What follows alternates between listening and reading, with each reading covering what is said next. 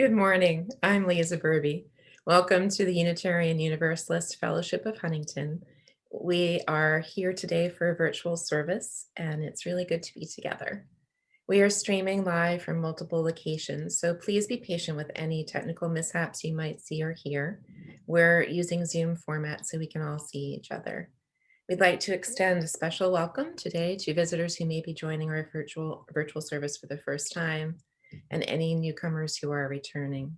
And if you're new to our congregation and want to speak with someone to learn more about us, please contact our office administrator, Lauren Knoll, at office@uufh.org.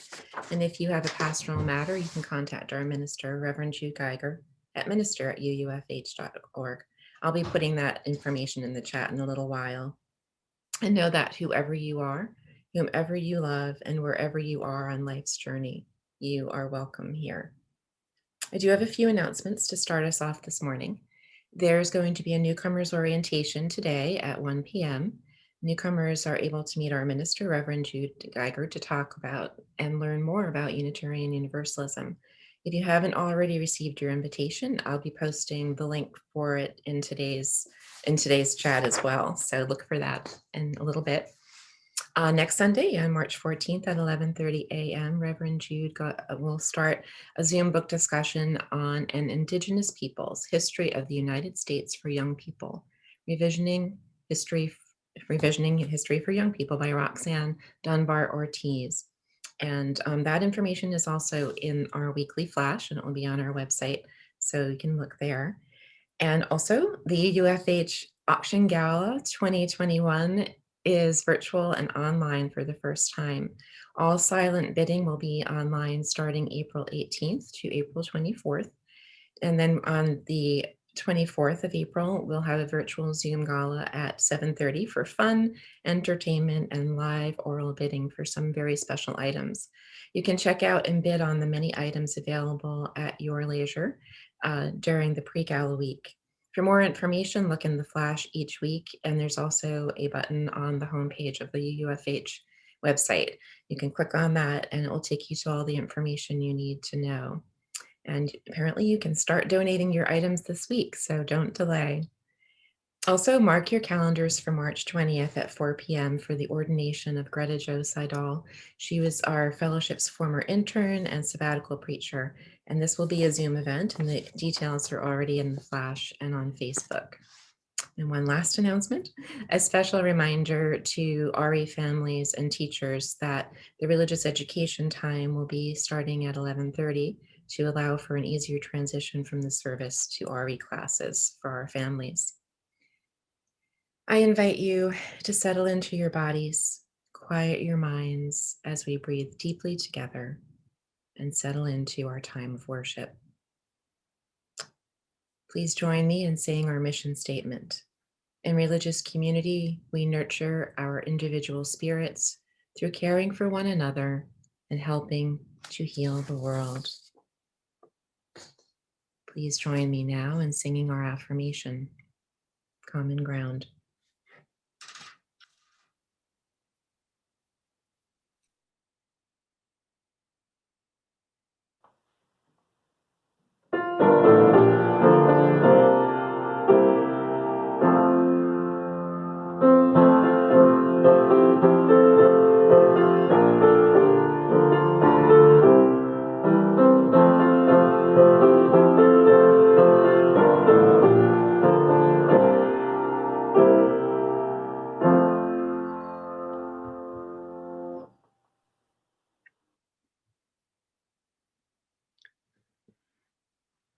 Good morning, everyone.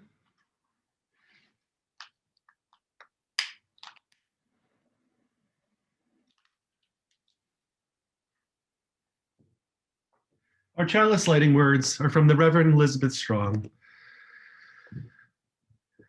Reverently, we offer this symbol of our hope and high intent. Reverently, we bequeath the flame to you. This is the light that is lit for everyone who comes into the world. Bear this light to others one by one. Let the flame go from life to life till all is lit with its warmth. Tell that the light means wisdom. Tell that the light means kindness.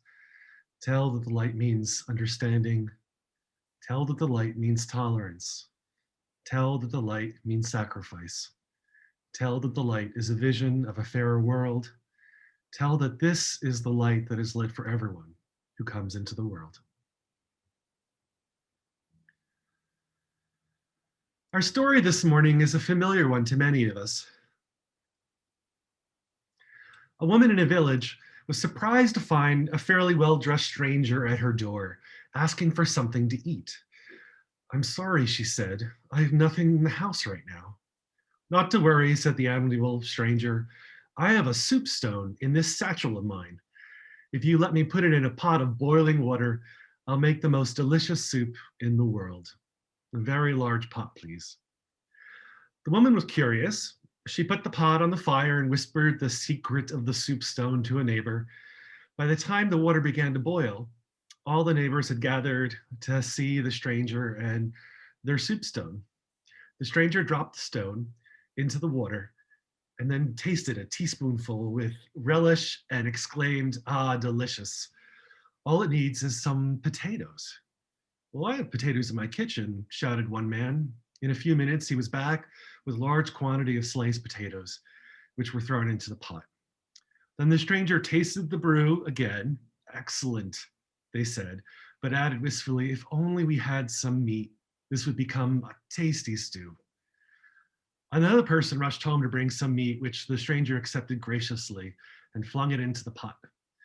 When they tasted the broth again, they rolled their eyes heavenwards and said, "Ah, tasty. If we had some vegetables, it would be perfect, absolutely perfect." One of the neighbors rushed home to get vegetables and returned with a basket full of carrots and onions.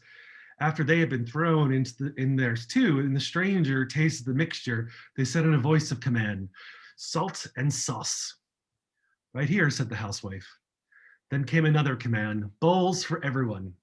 People rushed to their homes in search of bowls. Some even brought back bread, some brought back fruit. And they all sat down to a delicious meal while the stranger handed out large helpings of their incredible soup. Everyone felt strangely happy as they laughed and talked and shared the very first common meal. In the middle of the merriment, the stranger quietly slipped away, leaving behind the miraculous soup stone, which they could use anytime they wanted to make the loveliest soup in the world. Our first reading today is We Are Whole by Reverend Beth Lefevre. We are whole, even in the broken places, even where it hurts. We are whole, even in the broken places, the places where fear impedes our full engagement with life, where self-doubt corrupts our self-love, where shame makes our faces hot and our souls cold. We are whole even in those places where perfectionism blends the joy of full immersion into person, place, activity, where good enough does not reside except in our silent longings, where our gaps must be fast filled with substance, accomplishment, or frenzied activity lest they gape open in disgust. We are whole where we would doubt our own goodness, richness, fullness, and depth, where we would doubt our own significance, our own profoundness. We are whole even in our fragility, even where we feel fragmented, alone, insubstantial, insufficient. We are whole even as we are in process, even as we stumble, even as we pick ourselves up again, for we are whole, and so worthy of respect.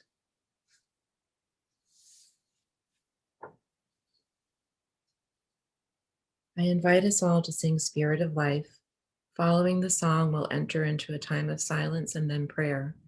As you participate at home, remember that it's not about the perfection of silence, but the intention. Join with me in singing now.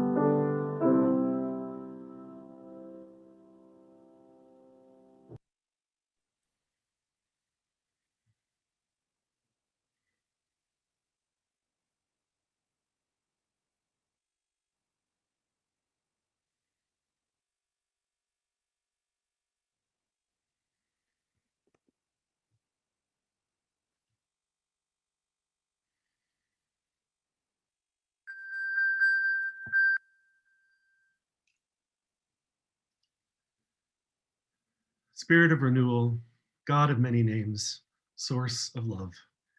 We turn this month in our nation's life to reflect on the stories, the heritage, and the struggles of women throughout the ages. We seek to learn from all those voices that have been left unheard. May we pause before the silences of the ages, find who have been left out, and craft new ways of inclusion for every week and every month. May this spiritual practice bring out the voices of all those struggling, all those left apart.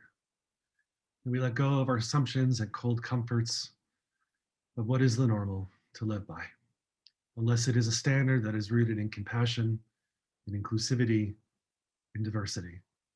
May this month of reflection teach us to search for those stories that are different from our own. Mother of possibilities, in the finding may we come to know ourselves changed, renewed where we are dry, hopeful where we are lost, and open where we are shut. We invite the gathering to lift up the names of those we wish to hold in all our hearts this hour.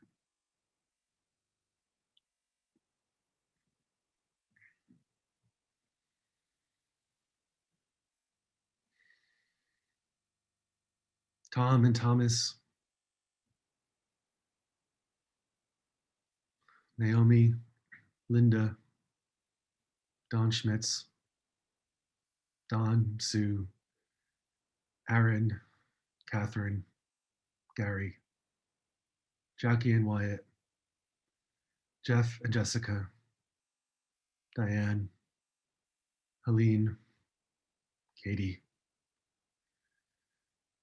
Virginia Walker, Vince, Ruth Ann, Elise, Eric, Everett, Erin, the Marshalls, Tom. Prue, Roz, Eileen, Diane,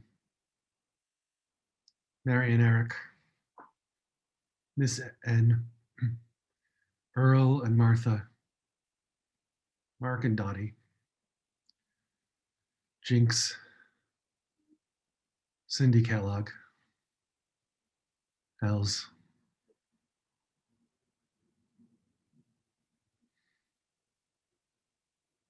for all these names spoken aloud and for all those that are written silently on the tablets of our hearts, we pray.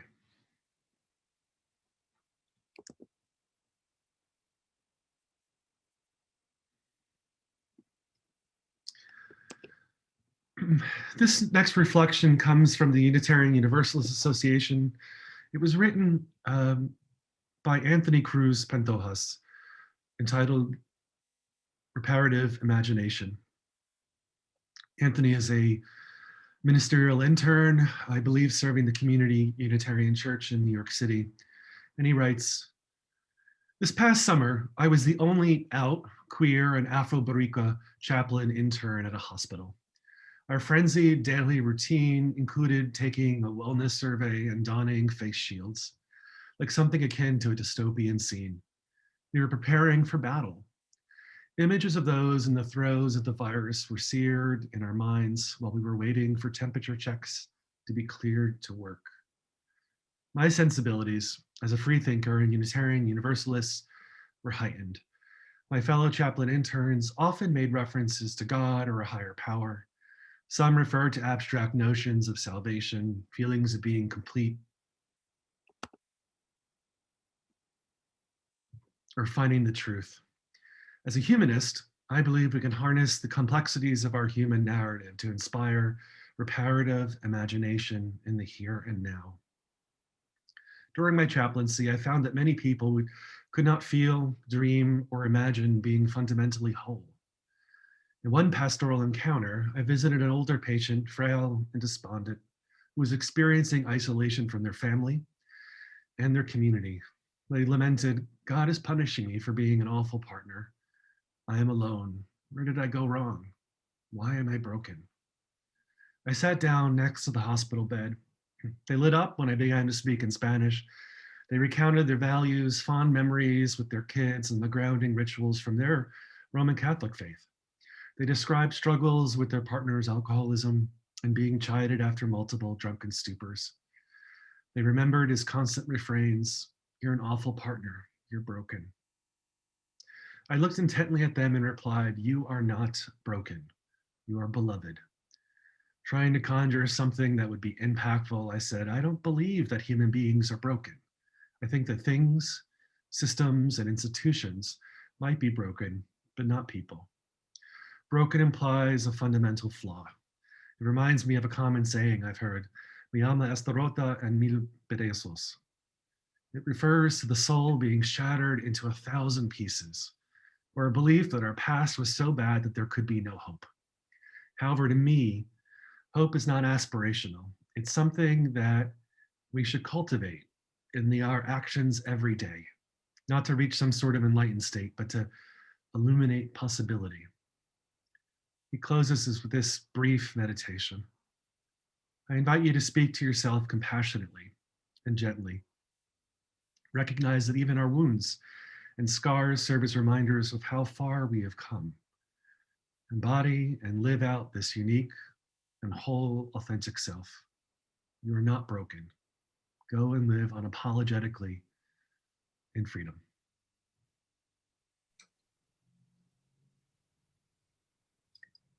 This month's split plate is H2 Empower, started by our member Helen Boxwell, who thanks the UFH for the constant support her organization has received.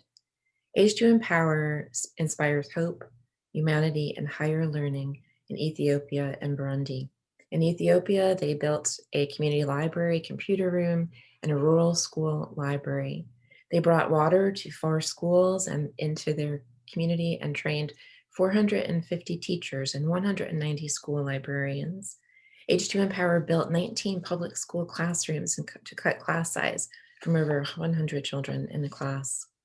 In Burundi, H2 Empower supported a microloan and literacy project and provided scholarships for Burundi students. This year, they hope to build a water and sanitation system in a primary school for 1,500 girls. You can send a check to the office or donate through the donations and pledges navigation as seen on your screen. There you can find the form as well as other information. You can also donate through the Give Plus Church app, which can be found on the App Store and Google Play. Our second reading today is Finding Salvation by Reverend Deanna Vandiver. Throughout time, our Unitarian Universalist faith tradition has held a thread of clarity. How we relate to each other creates the conditions of hell or heaven here on earth. We may not know or agree about what lies beyond this life, but it's our conviction that our actions and our inactions have consequences for the web of all existence. While fascinating and mysterious, we do not place our hopes for salvation in what happens after death. We find our salvation here on earth, showing up for each other with mercy, respect, and compassion. How are we relating to our neighbors, friends? As a people of faith, we are called to a love that is bold, to love beyond our skill and through our fear with courage and compassion. As a faithful collective, we are called to offer sanctuary, refuge, and comfort to everyone afflicted by the systems of oppression in this world. As faithful individuals, we are called to relationships of care and accountability.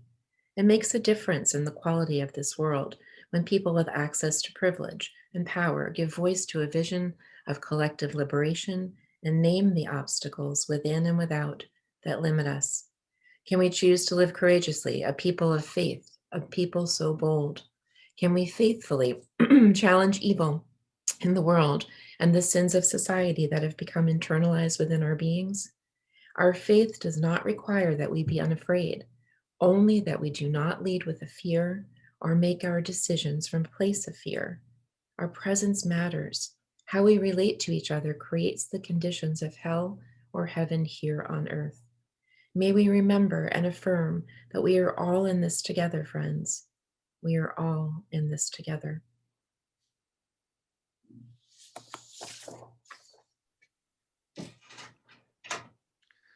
Morning, everyone. A woman in a village was surprised to find a very well-dressed stranger at her door asking for something to eat. "I'm sorry," she said. "I have nothing in the house right now." What a curious story this is. All we know about the stranger with the odd soup stone is how they're dressed, just a first impression, really. But with it, a rock and some good clothes, and all the folks in the village go from not feeling like they have anything to offer to being able to cook a meal for the whole town. It's enough to make one want to carry a rock around with us all the time. I've always liked the story for the rare tale of the charlatan who uses their charisma for the good, the sacred trickster who generates wealth and compassion rather than the type to siphon it away for their own ends. It reminds me of stories friends have shared who have benefited from the random driver ahead of them who chose to pay their toll at a collection site only to generate a string of folks paying for the next person behind them and making everyone's day feel better. Maybe nothing has actually changed if each successive driver still pays the same amount, but it makes a world of difference in how we see the drive. Then there's my aggressive guerrilla tactics I've mentioned from time to time regarding smiling, long lines, and CVS. Sometimes they make me feel like the kind-hearted, well-dressed stranger in the story, and other times like the villager who feels like they have nothing left to give. The story we heard today is a sad one in a way as well. It relays truthfully the world we live in, and it reminds us how much clout and status we give to strangers around us. There's a message here that we all have something to give. But so often we give away that power to others with rocks in their hands and a smart set of clothes. It's the internal voice that convinces us that everyone around us is smarter or more skilled, more talented, or better looking. It's the same one that loudly lies to us that others are more self-assured and confident. In case no one's mentioned it to you today regarding self-assurance, and it's a message I need to hear just about every day to remember, the other person is probably thinking the same thing about you. Most of us think we're more of a mess than those around us, even then, especially those who outwardly act like all the world is more a mess than they. Of course, we're all going to go through times where we are particularly down from loss or illness, drawn out from work, or innovated from family, and the world we're swimming in right now is full of so much more. They are all realities in life that will forever be things we will struggle with. But even in those moments, worth comes from within. Even if it might take a stranger or a community to help bring that sense of self-worth back to the surface. The Soupstone's resolution involves a secreted exit for this trickster of the story, who leaves that very precious rock behind. The village, the people of the village, have been gifted with the magic they need to realize their capacity for giving. They're better able to see what they're able to offer to the world. I see them as better recognizing their own value too. What they can only achieve from within, they're only able to do so by being a community. The little good-hearted kick from the story's roving trickster. So why do we do it? Why do we give Brock's magical powers and think we have none of our own? Why do we so clearly see the value in others and so often have a terrible time seeing the value in ourselves? Why do we all do it and easily forget that that means the person next to us is also struggling? How do we lift up the mantle of trickster in the story and live that generosity for ourselves? That's the religious question or questions of the day. Our first principle that states that we covenant to affirm and promote the inherent worth and dignity of every person. Often, when I hear that first principle spoken, it's clear folks are very conscious of two of three aspects of the principle that I find important, most important. One of those aspects crucially recognizes that we must stand on the side of love in our human relations. Every person is deserving of love and compassion just because we live. Each of us are deserving of being treated with respect, regardless of race, class, gender, sexuality, or gender expression. Even though we don't always succeed in this, this principle reminds us of our struggle toward that lofty and healing goal. The second way I often hear the principle applied is that call that just like those we strive to support, we too are deserving of respect from others. We fight for others' rights and we struggle for our own. In this principle reminds us that when folks are treating us poorly for our differences, we do not deserve it. It's not our fault. The third aspect I hear rarely mentioned is the opposite of the second way. If all the rough treatments we may be subjected to by others is wrong, what of those we inflict upon ourselves? Who do we go to when our harshest critic and the most unjust just judge is no one other than ourselves? It's the villager that believes they have nothing to give, when in fact they have so very much to give. We often hear that first principle as a justice issue. That's often how we preach about it mostly. And it's definitely that as well, but it can be a pastoral issue too. How do we convince ourselves that we deserve to treat ourselves as well as we expect ourselves to treat others? How do we teach ourselves to see the value we find in others within us as well? I've been wrestling with these questions in relation to our 7 principles. As Unitarian Universalists, we are a covenantal faith. Rather than coming together based on a shared creed, we are a faith whose identity is based on shared commitments. As a tradition, we first stand in relation to one another, rather than how much we agree with one another. Despite all this, we have structured our 7 principles as beliefs in many ways. The wording for all of them begins with us agreeing to covenant, to affirm, or promote, and yet we essentially structure them as affirmations of belief and how we talk about it every day.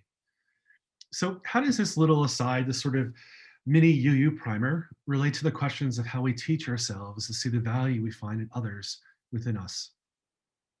That question of the flip side of the first principle and how we internalize it.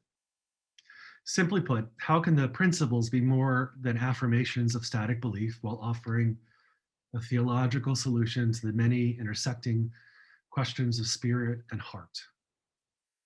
I should say that if we're reading this sermon in a book, there would be an asterisk next to the word theological. I say this from time to time. Theological is how we find meaning in the world, how we find and make meaning in the world. So how do we orient ourselves in response to the religiously structured principles we covenant to affirm and promote? I often wonder how different we would engage with our principles if we saw them as religious promises or religious challenges, rather than simply religious beliefs. As a covenantal faith, we focus first on our relations, so our core principles ought to similarly be defined. A promise is a sort of belief that we extend out into the world between ourselves and someone else. And a challenge is the same with what we set forth for ourselves. Although sometimes it's a belief that we commit to just within ourselves. And I'm talking here about the bigger ones, like the promise a parent makes to their child, verbalized or implicit, in that they will raise and care for them with all their heart. It's a belief that the parent typically holds to, and that one that children usually believe, at least till our teenage years. The promise is lived between the parent and the child. It has as much power and substance as the maker invests in it. It's deeply relational and intrinsically predicated on belief. So what changes? Our principles are written as somewhat action-oriented. Covenanting to affirm and promote is language of action, yet when we speak about them to most UUs, we internalize them as beliefs, as I said. Folks typically truncate the statement and say, I believe in the inherent worth and dignity of every person. Well, that's a pretty good belief. One I happen to agree with. We may think of them as things we ought to also follow since we believe in them, but they tend to be expressed as beliefs first and actions second.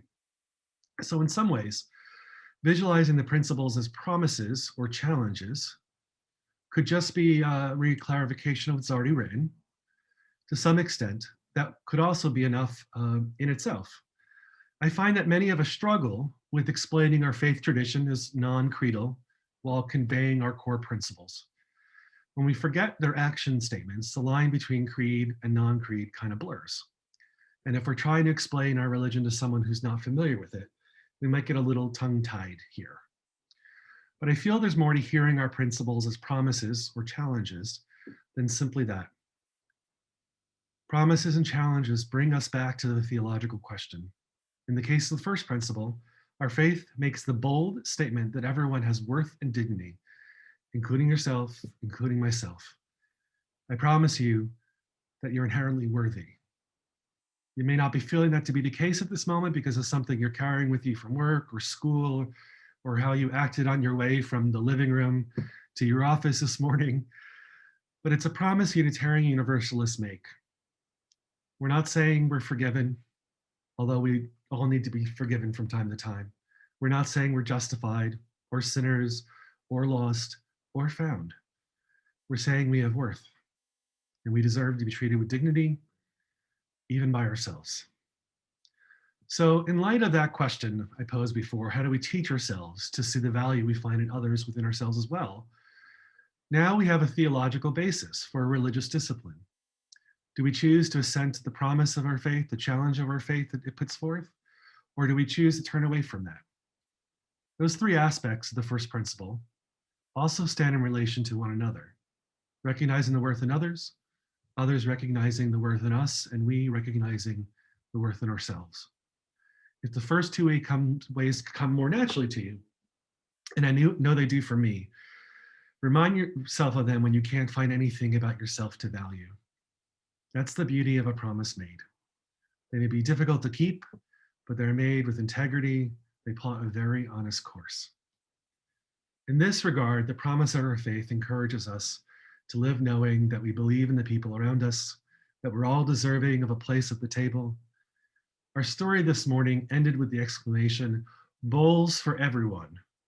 Then they all sat down to a delicious meal with the stranger, while the stranger handed out large helpings of their incredible soup. Everyone felt strangely happy as they laughed and talked and shared their very first common meal. We too often give up our self-worth to the judgment of others, and sooner place credence in magic rocks than believe unfettered we have something to contribute. The promise of our faith is the balm of this malady. Blessed be and amen.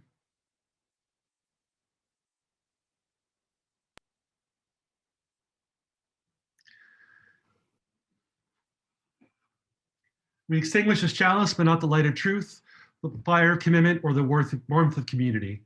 These we carry in our hearts until we're together again.